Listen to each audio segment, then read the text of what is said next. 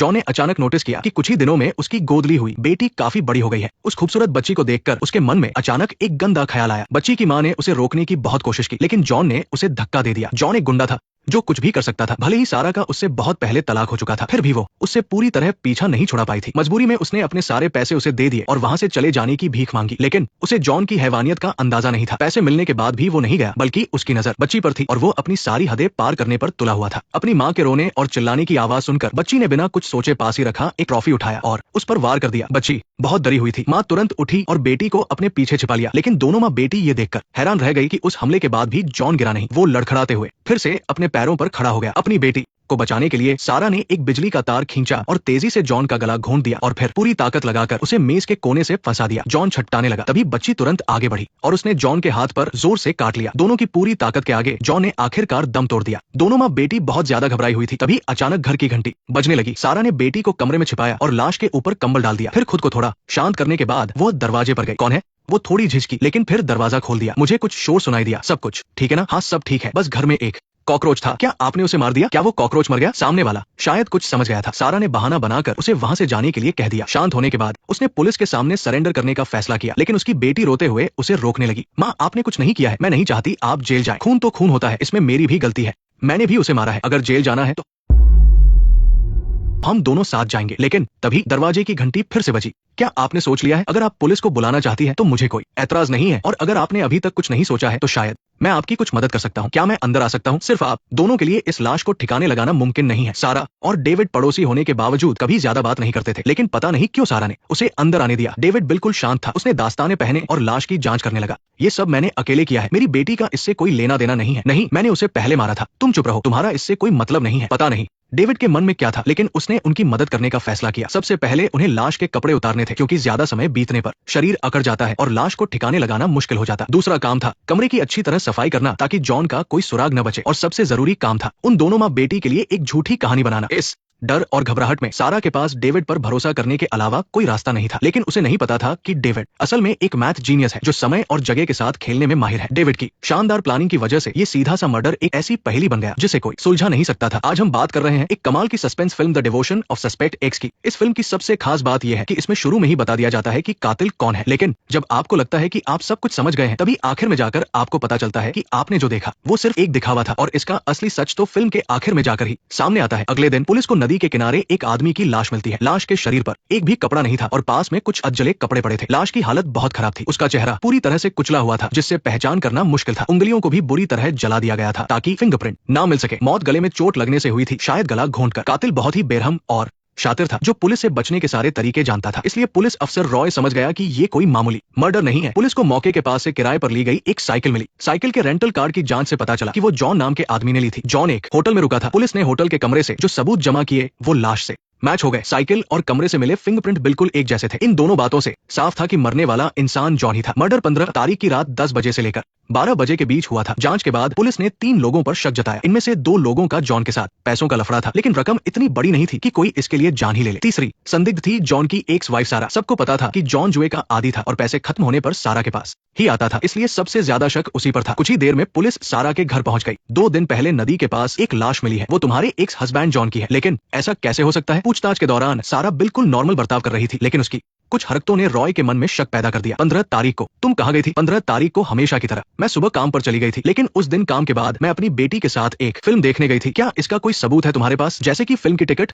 शायद मैंने उसे फेंक दिया था। तभी सारा ने फिल्म का एक ब्रोशर निकाला। उस ब्रोशर के अंदर रॉय को फिल्म की 2 टिकटें मिल गई, जिससे ये साबित हो गया कि सारा सच बोल रही थी। वो दोनों जाने ही वाले थे कि तभी कॉरिडोर में उन्हें डेविड दिखा। रॉय को अचानक कुछ याद आया और वो डेविड के पास गया। क्या तुमने इस आदमी को पहले कभी देखा है? नहीं। क्या तुम अपनी पड़ोसन सारा को अच्छे से जानते हो? कुछ खास नहीं। तभी रॉय की नजर डेविड के हाथ में पकड़े एक लेटर पर पड़ी, जिस पर इंटरनेशनल फिजिक्स की एक मुहर लगी हुई थी। जब डेविड से कुछ खास पता नहीं चला तो दोनों पुलिस वाले वहां से चले गए। केस अब बुरी तरह उलझ चुका था, इसलिए रॉय अपने सीनियर टॉम से मदद मांगने गया। टॉम शहर का सबसे नौजवान प्रोफेसर होने के साथ साथ एक फिजिक्स जीनियस भी था। उसने कई उलझे हुए केस सुलझाने में पुलिस की मदद की थी, जिनमें से सबसे मशहूर था साउंड वेव मर्डर केस। इसमें कातिल ने साउंड वेव की मदद से सामने वाले की गाड़ी का बैलेंस बिगाड़ दिया था, जिससे एक गाड़ी बैरियर से टकरा गई और उसकी मौत हो गई। उसने इस मर्डर को एक एक्सीडेंट दिखाने की कोशिश की थी, लेकिन टॉम ने उसका झूठ पकड़ लिया था। कह सकते हैं कि कोई भी शातिर मुजरिम टॉम की नजरों से बच नहीं सकता था। रॉय ने टॉम को इस केस की सारी कहानी बताई और अपना शक भी जाहिर किया। मुझे लगता है कि मरने वाले की एक्स वाइफ कुछ तो छिपा रही है। मर्डर वाले दिन काम पर जाने के बावजूद वो अपनी बेटी के साथ देर रात तक बाहर क्या कर रही थी, ये बात थोड़ी अजीब लगती है। क्या उसके पास कोई पक्का सबूत है? तुमने अभी मरने वाले की पत्नी का जिक्र करते हुए अपने हाथ सीने पर बांध लिए। साइकोलॉजी के हिसाब से देखा जाए तो ये बहुत ज्यादा प्रेशर होने की निशानी है। ऐसा लगता है जांच तुम्हारी उम्मीद के मुताबिक नहीं चल रही है। तुमसे बात करना सच में बहुत थका देने वाला काम है। लेकिन टॉम इस बात में ज्यादा दिलचस्पी ले रहा था कि फिल्म की टिकटें कहां से मिली। अगर उन्हें जानबूझ कर रखा गया था तो ये बात थोड़ी अजीब है। अगर वही कातिल है तो टिकटों को ब्रोशर के अंदर छिपा कर रखना ताकि पुलिस उन्हें आसानी से ढूंढ ले, ये साबित करता है कि वो औरत बहुत चालाक है। तभी रॉय का ध्यान टॉम की मेज पर रखे एक लेटर पर गया जो बिल्कुल डेविड वाले लेटर जैसा ही था। कल मैं एक आदमी से मिला था जिसके पास भी ऐसा ही लेटर था। ये इंटरनेशनल मैथ और फिजिक्स एसोसिएशन का लेटर है। हम गिने चुने लोग ही इस ग्रुप में हैं। क्या नाम था उसका? डेविड। वो मरने वाले की पत्नी के पड़ोस में ही रहता है। असल में टॉम और डेविड दोनों स्कूल में साथ पढ़ते थे। एक मैथ का जीनियस था तो दूसरा फिजिक्स का। डेविड हमेशा मैथ के सवालों में उलझा रहता था। उसे हर सवाल का सबसे अनोखा और शानदार तरीका ढूंढना पसंद था। दोनों का स्वभाव एक जैसा था, इसलिए वो अच्छे दोस्त बन गए। सालों बाद डेविड एक मामूली मैथ का टीचर बन गया जिसे अपनी काबिलियत दिखाने का मौका नहीं मिला। जब टॉम को डेविड के बारे में पता चला तो वो खुद उससे मिलने गया। एक तरफ तो वो अपने पुराने दोस्त से मिलना चाहता था और दूसरी तरफ उसे कुछ जांच भी करनी थी, क्योंकि अक्सर जब भी कोई अजीब केस सामने आता है तो उसके पीछे किसी अजीब इंसान का ही हाथ होता है। इतने सालों बाद भी डेविड बिल्कुल वैसा ही था, अकेला और अपनी ही दुनिया में खोया हुआ। बस मैथ ही उसकी पूरी दुनिया थी। कुछ देर बात करने के बाद टॉम ने मर्डर केस का जिक्र किया। डेविड थोड़ा हैरान हुआ, लेकिन उसने कोई खास दिलचस्पी नहीं दिखाई। उसका रिएक्शन बिल्कुल नॉर्मल था। फिर टॉम ने अपनी पुरानी शर्त की याद दिलाई। जब वो जवान थे तो दोनों एक दूसरे से सवाल पूछते थे और जो भी सबसे ज्यादा सही जवाब देता वही सबसे समझदार माना जाता था। इन सारे बिंदुओं को सिर्फ 4 सीधी रेखाओं से जोड़कर दिखाओ। तुम मुझे क्या बेवकूफ समझते हो? लेकिन टॉम को इस बात का बिल्कुल भी अंदाजा नहीं था कि ये मर्डर केस भी डेविड की रची हुई एक बहुत बड़ी पहेली है। अगले दिन दोनों एक साथ काम पर गए। रास्ते में एक पुल के पास उन्हें एक भिखारी दिखा। टॉम ने कुछ पैसे निकाले और भिखारी के कटोरे में डाल दिए। डेविड ने कहा, ये लोग हमारे समाज का वो बेकार हिस्सा है जिन पर कोई ध्यान नहीं देता। उन्हें नहीं पता था कि आगे चलकर यही बात के सुलझाने की सबसे बड़ी चाबी बनने वाली थी। इस बीच पुलिस ने उन लोगों का नाम अपनी लिस्ट से हटा दिया था जिनका जॉन से पैसों का विवाद था। अब सिर्फ सारा ही पुलिस की राडार पर थी। 15 तारीख को काम के बाद सारा अपनी बेटी के साथ फिल्म देखने गई थी, जिसका सबूत उसकी टिकटें थी। फिल्म खत्म होने का समय रात 10:30 बजे था और जॉन की मौत 10 से 12 बजे के बीच हुई थी। सिनेमा से नदी तक जाने में कम से कम 60 मिनट का समय लगता है, इसलिए टाइम के हिसाब से सारा मर्डर कर ही नहीं सकती थी। फिल्म की टिकट से कुछ भी साबित नहीं होता। इसके अलावा मर्डर के 5 दिन पहले जॉन उस क्लब में भी गया था जहां सारा काम करती थी। मुझे लगता है कि सबसे बड़ा शक उसी पर है, लेकिन मर्डर के तरीके से ऐसा लगता है कि कातिल जॉन से ज्यादा ताकतवर है। सारा तो सिर्फ एक औरत है, इसलिए ये बात कुछ हजम नहीं होती। इस बात का पता लगाने के लिए रॉय फिर से सारा के पास गया और पूछा कि फिल्म खत्म होने के बाद वो कहाँ गई थी। सारा के बयान के आधार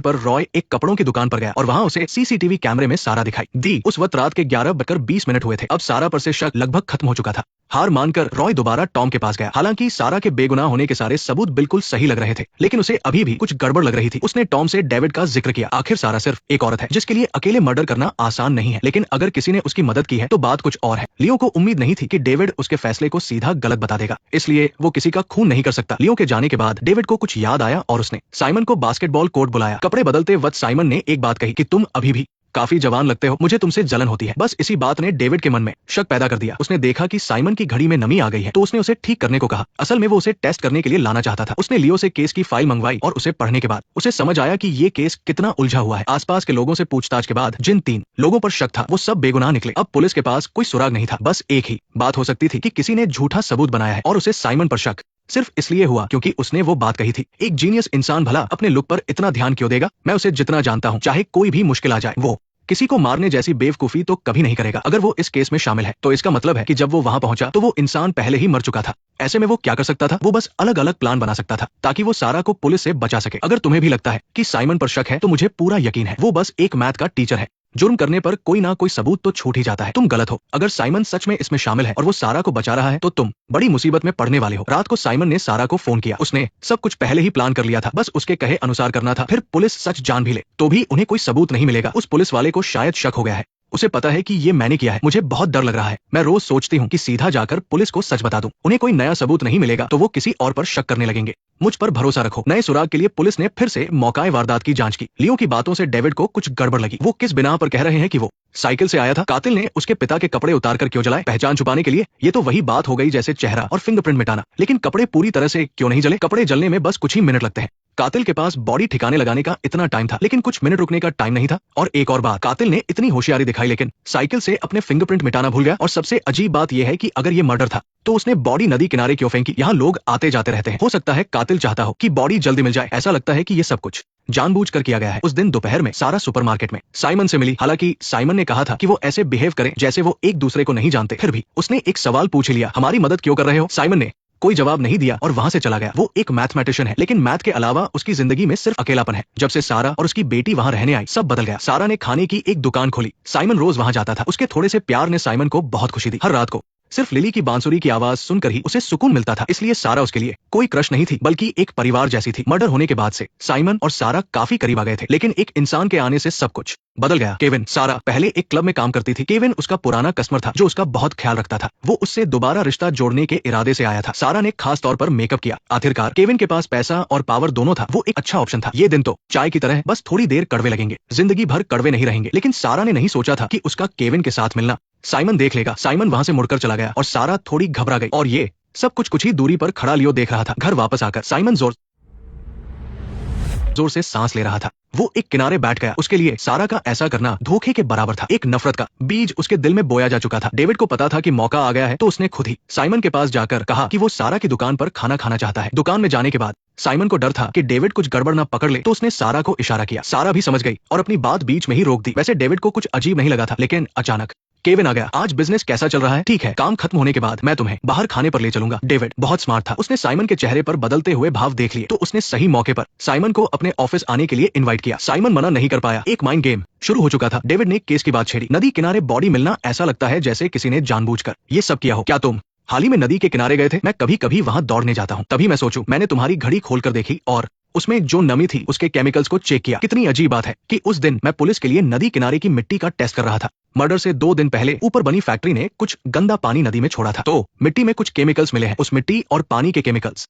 और तुम्हारी घड़ी की नमी के केमिकल्स बिल्कुल सेम है। मैं पिछली बार वहां गिर गया था। कहाँ गिरे थे? ज्यादा चोट तो नहीं आई? नहीं, अब ठीक है। वहां अकेले नदी किनारे मत जाना। कातिल अभी पकड़ा नहीं गया है, तुम्हें सावधान रहना चाहिए। साइमन बहुत शांत था। उसने कोई गलती नहीं की। जाते वक्त डेविड ने उससे एक सवाल पूछा। मुझे एक नया सवाल याद आया। कोई ऐसा सवाल बनाना जिसे कोई सोल्व ना कर सके, या फिर उस सवाल का जवाब देना। दोनों में से ज्यादा मुश्किल क्या है? बहुत दिलचस्प है। मैं इस बारे में अच्छे से सोचूंगा। घड़ी वाला सुराग मिलने के बाद पुलिस ने अपनी जांच साइमन पर शिफ्ट कर दी। उन्हें पता चला कि उसने बीमारी की छुट्टी ली थी और उसके पास कोई पक्का सबूत नहीं था। उसे फंसाने के लिए लियो ने जानबूझकर केविन की फोटो निकाली। क्या तुम इस आदमी को जानते हो? नहीं जानता। इसका नाम केविन है। जब सारा क्लब में काम करती थी तो ये उसका पुराना कस्टमर था। आजकल वो अक्सर मिलते हैं। तुम सारा के पड़ोस में रहते हो, कभी इसे देखा है? मैं दूसरों के मामलों में ज्यादा ध्यान नहीं देता। लियो मुस्कुराया। उसका काम हो गया था। साइमन जैसे इंसान के लिए भावनाएं ही उसकी इकलौती कमजोरी थी। मुझे उम्मीद है कि साइमन अब गलतियां करेगा। और बिल्कुल वैसा ही हुआ। साइमन ने केविन का पीछा करना शुरू कर दिया। उसने देखा कि वो सारा को बड़े बड़े रेस्टोरेंट में ले जाता है। फिर उसने दोनों की फोटोज प्रिंट कर ली। तुम्हारा इस आदमी के साथ क्या रिश्ता है? तुम्हें सोचने की जरूरत नहीं है कि मैंने तुम्हारे लिए क्या क्या किया है। अभी के अभी उससे रिश्ता तोड़ लो, वरना मैं उसे भी गायब कर सकता हूँ। अपना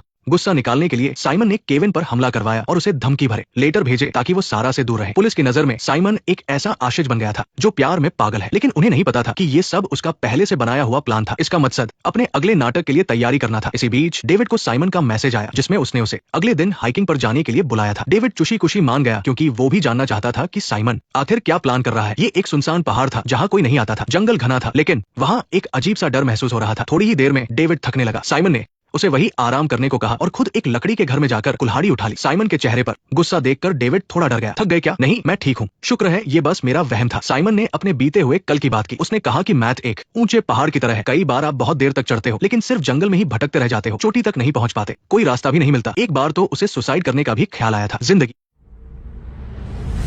एक सूखे पत्ते की तरह है, कभी भी कहीं भी फंस सकती है, और वो जो कर सकते हैं वो है बस हालात के साथ चलते रहना। डेविड ने बताया कि उसने एक बार साउंड वेव से हुए मर्डर का केस सॉल्व किया था। कातिल एक फिजिक्स में पीएचडी था। पकड़े जाने के बाद उसने एक बात कही थी। उसने कहा था कि अगर हम उसे नहीं पकड़ते तो भी वो खुद सरेंडर कर देता, क्योंकि वो अपने अंदर के गिल्ट के साथ नहीं जी सकता था। ये बातें उसने साइमन को सुनाने के लिए कही थी पुलिस के अरेस्ट करने से बेहतर था कि साइमन खुद जाकर सरेंडर कर दे ताकि उसकी थोड़ी इज्जत बच जाए। कुछ समय बाद लिली को ऑर्केस्ट्रा में परफॉर्म करने जाना था, लेकिन सारा काफी बेचैन थी। दोपहर को उसे साइमन का फोन आया। उसने कहा कि उसने उसके लिए एक लेटर छोड़ा है। उसे कुछ बुरा होने का एहसास हुआ और वो तुरंत भागकर घर वापस आई। उसने साइमन का छोड़ा हुआ लेटर पढ़ा। उस पर एक धमकी लिखी थी और कुछ फोटोज थी लिली की। उसे अचानक एहसास हुआ कि उसकी बेटी खतरे में है। उसने तुरंत लियो को फोन किया, ऑफिसर लियो, प्लीज मेरी बेटी को बचा लो। पुलिस ने तुरंत एक्शन लिया। लिली आज परफॉर्मेंस के लिए शहर से बाहर जा रही है। वो इस वक्त शायद रास्ते में होगी। उसी वक्त डेविड को पता चला कि कोई उसके ऑफिस में घुसा था। चेक करने पर उसे पता चला कि वो साउंड वेव मशीन गायब है और उसे चुराने वाला इंसान कोई और नहीं बल्कि साइमन था। जल्द ही लियो को भी ये खबर मिल गई। और भी बुरी बात यह है कि सारा के साथ और भी कई बच्चे हैं। अगर बस बेकाबू हो गई और उसने ड्राइवर पर हमला कर दिया तो बस बेकाबू हो जाएगी और सभी बच्चों की जान खतरे में पड़ जाएगी। मैं अभी वहां पहुंचता हूँ। रॉय तेज रफ्तार से गाड़ी चलाते हुए आखिरकार स्कूल बस तक पहुंच गया, लेकिन जब पुलिस बस में चढ़ी तो देखा कि सारा बिल्कुल ठीक है। आसपास सैम का भी कोई नामो निशान नहीं था। रॉय को अचानक एहसास हुआ कि शायद सैम का निशाना सारा थी ही नहीं बल्कि वो टॉम की तरफ जा रहा है जो यहाँ आ रहा था। अगर टॉम नहीं रहा तो कोई साबित नहीं कर पाएगा कि सैम ही कातिल है। दूसरी तरफ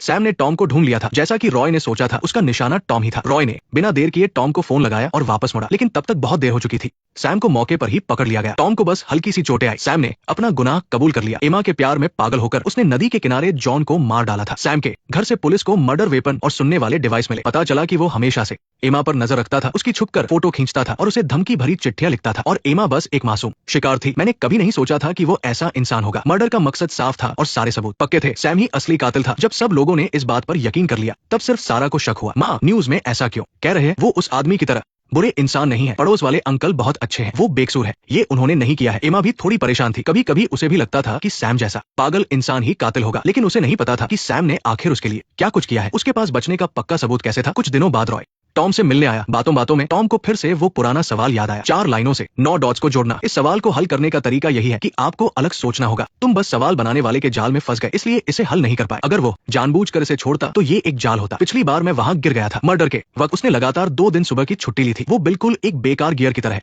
मैं इस तरह का ड्रामा बर्दाश्त नहीं कर सकता। ऐसा नहीं हो सकता। इसका जवाब बहुत आसान था। मैं इतनी छोटी सी बात कैसे नहीं समझ पाया? क्या हुआ? शायद हम सब गलत थे। इस पूरी कहानी का सच वो नहीं है जो हम सोच रहे थे। तुम्हारा क्या मतलब है? वो फिर से पुल के नीचे आया। अब उसे सब कुछ समझ आ गया था। इस पहेली को सुलझाने का एक ही रास्ता था कि अलग तरीके से सोचा जाए, सब कुछ भूलकर शुरू से शुरुआत की जाए। उसने एमा को ढूंढा और उसे अपनी बात बताई। तुम्हारे बेकसूर होने का सबूत एकदम सच्चा है। 12 अप्रैल की रात को तुम और तुम्हारी बेटी सच में फिल्म देखने गए थे, इसलिए पुलिस चाहे जितने सवाल पूछे तुम और तुम्हारी बेटी सच बोल सकते हो क्योंकि तुमने कोई झूठ नहीं बोला है। लेकिन तुम्हें अजीब लग रहा होगा कि